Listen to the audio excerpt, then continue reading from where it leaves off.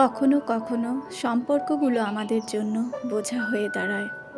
আসসালামু আলাইকুম বন্ধুরা, চলুন জেনে নেই কখন সময় হয়েছে একটি সম্পর্ক থেকে বের হয়ে আসার। একটা সম্পর্কের মূলে থাকে বিশ্বাস। যদি সেটা নষ্ট হয়ে যায় তাহলে ধরে নেবেন এই সম্পর্ক আর এগিয়ে নেওয়া সম্ভব নয়। প্রতারণা কিংবা কথায় কথায় মিথ্যা বলার প্রমাণ পেলে দ্রুত সে সম্পর্ক থেকে সরে আসুন। যখন সঙ্গী আপনাকে টেকেন ফর গ্র্যান্টেড করতে শুরু করে তখন বুঝতে হবে এই সম্পর্ক আপনার আত্মসম্মানকে ধ্বংস করছে।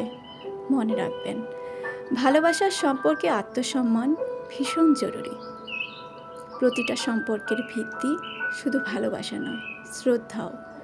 যদি সঙ্গী আপনাকে বারবার অপমান করে কিংবা অসম্মান করে তবে সেটা সম্পর্ক শেষ করার বড় ইঙ্গিত। মাথায় রাখবেন, একটা সম্পর্ক শেষ হওয়া মানে জীবনের শেষ নয়, বরং এটি এক ধরনের নতুনের শুরু। নিজেকে ভালোবাসুন, নিজের মানসিক শান্তির গুরুত্ব দিন।